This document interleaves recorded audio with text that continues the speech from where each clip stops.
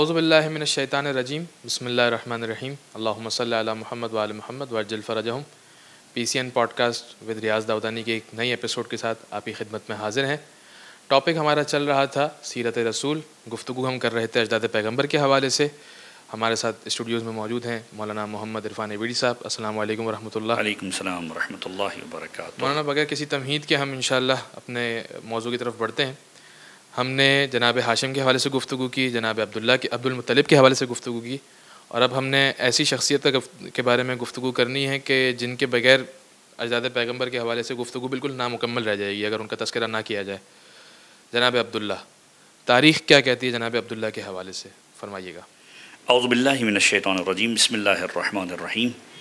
پیغمبر کے والد محترم حضرت عبداللہ، حضرت عبد المطلب کے مختلف بیٹے ہیں، جن میں حضرت عبداللہ کا نام جو ہے وہ ایک خاص اہمیت کا حامل ہے۔ بالکل، نہ فقط اس عنوان سے کہ وہ پیغمبر کے بابا ہے، بلکہ اس عنوان سے بھی کہ تاریخی اعتبار سے حضرت عبداللہ کا جو کردار ہے وہ یوں بھی امپورٹنٹ ہے کہ پورا کا پورا ایک واقعہ تاریخ نے لکھا ہے حضرت عبداللہ کے اعتبار سے۔ صحیح۔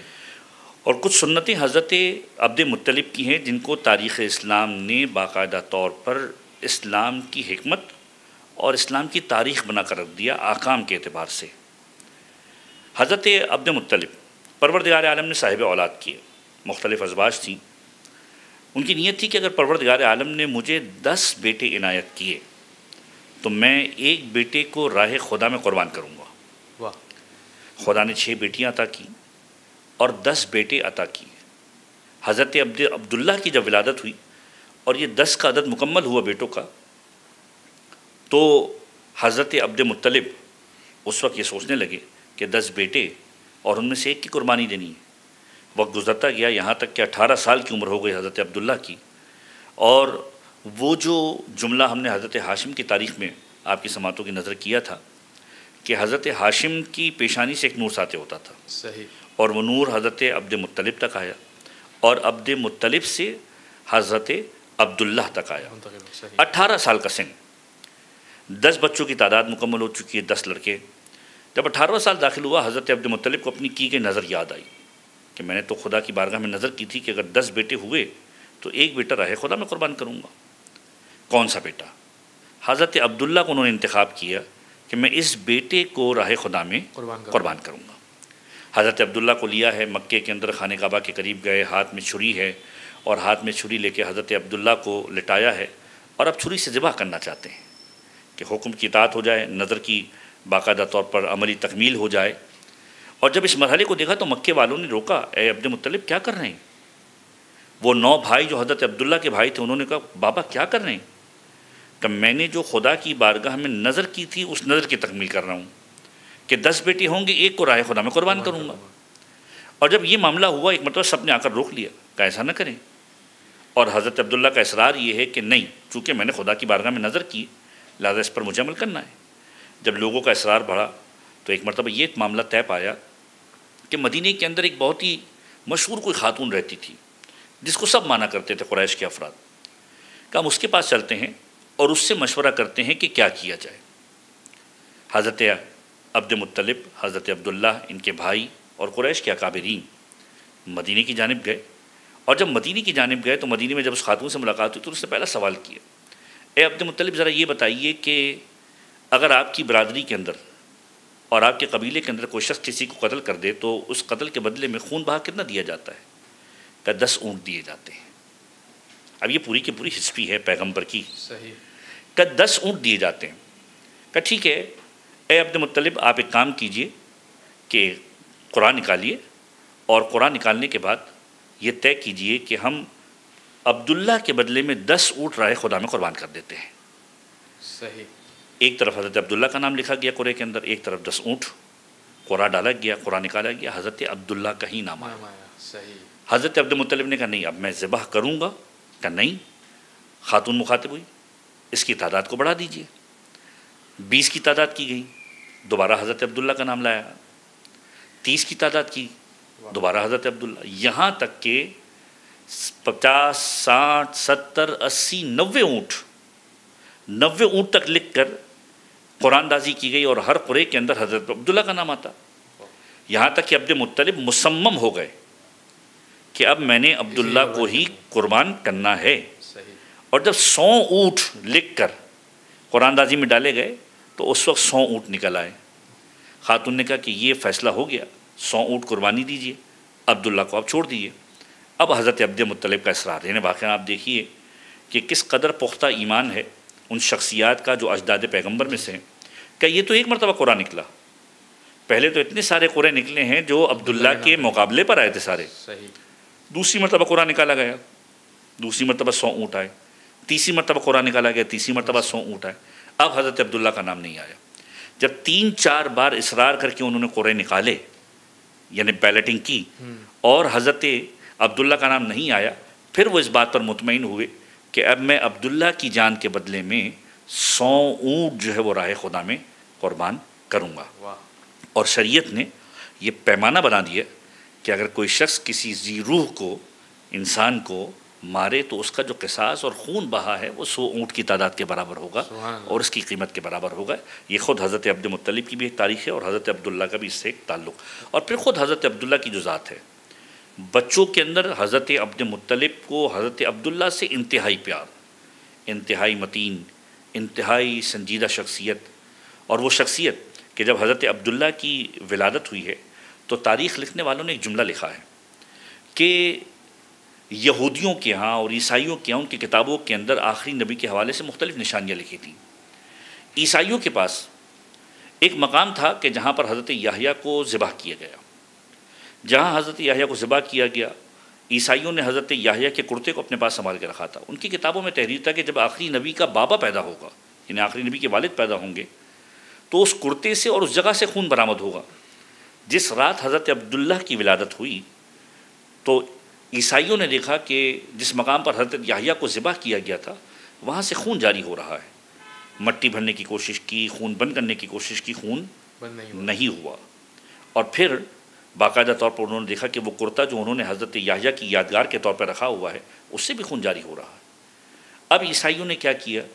مدینے کا رخ کیا اور آخری نبی کے بابا کو ڈھونڈنے کی کوشش کی. حضرت عبداللہ کی جو تاریخ ہے اس تاریخ میں یہ بھی درج ہے کہ خود باقاعدہ طور پر یہ جملے تاریخ نے لکھے ہیں کہ حضرت عبداللہ کو مارنے کے لیے یہودیوں نے سازش کی، عیسائی بھی آئے کہ آخری نبی کی ولادت نہ ہو پائے. لہذا یہی سبب ہے کہ پیغمبر کی ولادت سے پہلے حضرت عبداللہ جب ٹریول کر کے گئے ہیں سامان تجارت کو لے کے، ارادہ شام کا تھا، مدینے کے اندر رکے ہیں اور مدینہ کے اندر ان کو زہر دیا گیا ہے یہودیوں کی طرف سے اور وہ اس دنیا سے رخصت ہوئے.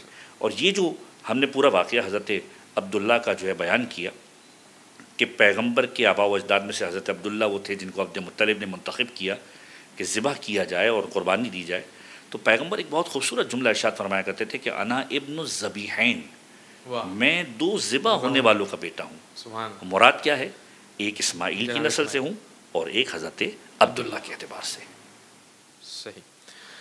جناب عبداللہ کے حوالے سے گفتگو چل رہی تھی. قبلہ یہ بتائیے گا کہ جناب عبد المطلب کی اولاد میں سے کون سے ایسے افراد ہیں کہ جو قابل ذکر ہیں، جو پرومیننٹ ہمیں دکھائی دیتے ہیں تاریخ اسلام کے اندر؟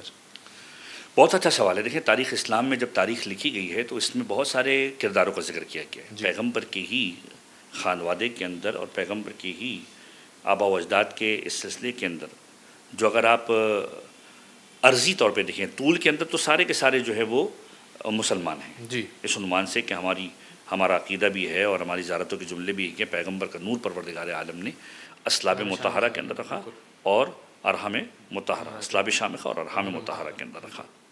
لیکن عرضی طور پر یعنی اگر وہ اس بیلنسنگ سچویشن میں ایک اس لیول کے اوپر ہم دیکھیں تو چچا کے اعتبار سے پیغمبر کے چچاؤں کے اندر کفار کا تذکرہ بھی موجود ہے. صحیح.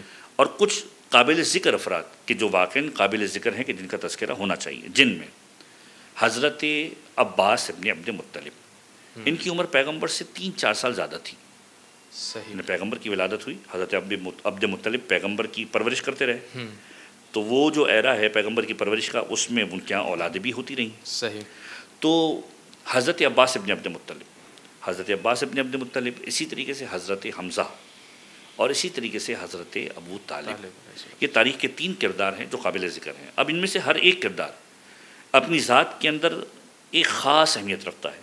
جیسے حضرت عباس، بنو عباس کا جو تعلق ہے وہ بنو عباس کا تعلق حضرت عباس کی نسل مبارک سے ہے، اور ایک خاص اہمیت ہے.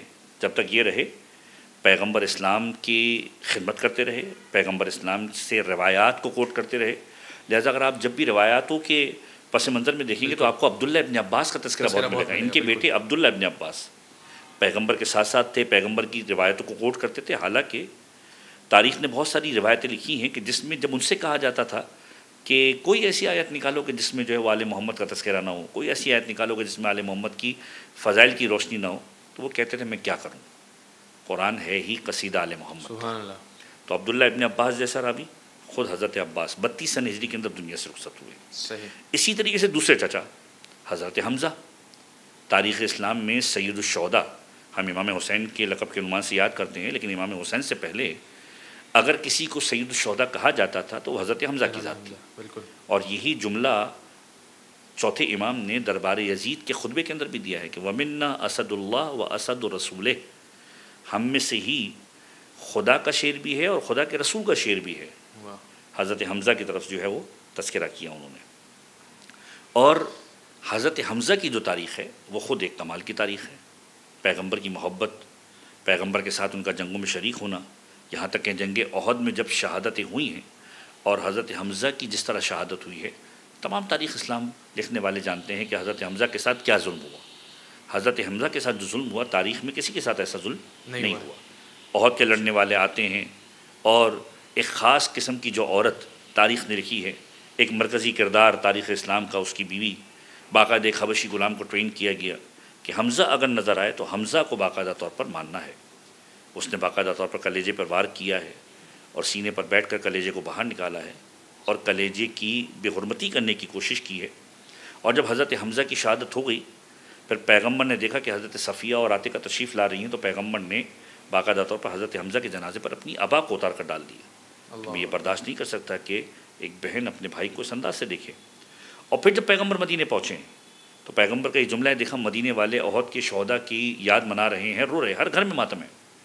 اور پیغمبر اس بات پر رو رہے ہیں کہ جناب سیدہ کو پکار کر یہ کہتے ہیں کہ مدینے کے ہر گھر کے اندر ان کے شہداء کو رونے والا کوئی ہے اور میرے چچا حمزہ پر کوئی رونے والا نہیں ہے. مدینے کی عورتوں کو کہو کہ جمع ہو اور حمزہ کا ماتم کریں. حضرت حمزہ کی تاریخ وہ ہے. اور خود پیغمبر کا جملہ کہ جو میری زیارت کے لیے آئے اور میرے چچا حمزہ کی زیارت نہ کرے اس نے مجھ پر جفا کی. یہ حضرت حمزہ کے حوالے سے. پھر اب تاریخ کا وہ کردار جس کو ہم حضرت ابو طالب کے نام سے یاد کرتے ہیں. محسن اسلام، تاریخی اعتبار سے سردار قریش، سردار بطحا، یعنی جو نام ان کو لیے جائیں وہ کم ہے. اور پیغمبر کی ہم نشینی میں جو دن گزارے انہوں نے اس انداز سے گزارے ہیں کہ ایز اے پروٹیکٹر پیغمبر کے ساتھ ان ایام کو گزارا ہے. خود قرآن کریم سورہ مبارکہ زحا کے اندر جس انداز سے پکارتا ہے پیغمبر کو کہ علم یجد کا یتیمن فآوا، کہ ہم نے جب آپ کو یتیم پایا تو آپ کی پرورش کا سامان کیا، آپ کو پالنے کا سامان فراہم کیا. حضرت عبد المطلب بھی مراد ہیں، حضرت ابو طالب بھی مراد ہیں. کوئی تو ایسی بات ہوگی کہ جس کی وجہ سے خدا یقینی طور پر اس پناہ کو اپنی طرف منسوب کیا. یقینی طور پر یعنی پروردگار عالم حق یہ ہے کہ خدا کسی نعوذ باللہ العیاذ باللہ کسی مشرک یا کافر کے عمل کو اپنی جانب نسبت نہیں دے. سبحان اللہ. خود حضرت ابو طالب کا پیغمبر کا نکاح پڑھنا اور پیغمبر کے نکاح کے وقت جملوں کا صادر کرنا یہ بتلاتا ہے کہ پیغمبر کے دین پر اور دین ابراہیم اور دین حنیف پر حضرت ابو طالب موجود تھے. کہ خود معصوم کا جملہ ہے کہ اگر کوئی شخص ایمان ابو طالب کے اندر شک کرے تو اپنے لیے جہنم کا گھڑا کھود رہا ہے. سبحان اللہ. جزاک اللہ قبلہ، بہت بہت شکریہ. ناظرین کرام، اسی کے ساتھ ہمارے اس پروگرام کا وقت اختتام پذیر ہوتا ہے. انشاءاللہ اگلے ہفتے ہم پیغمبر کی سیرت کے مختلف جو پہلو ہیں ان کے اوپر گفتگو کریں گے. اجداد پیغمبر کے حوالے سے گفتگو یہاں پر آج مکمل ہوئی. اپنی قیمتی آراء سے ہمیں ضرور آگاہ کیجیے گا. اگلے ہفتے ہم حاضر ہوتے ہیں اگلی ایپیسوڈ کے ساتھ. اپنا بہت خیال رکھیے گا. خدا حافظ و ناصر.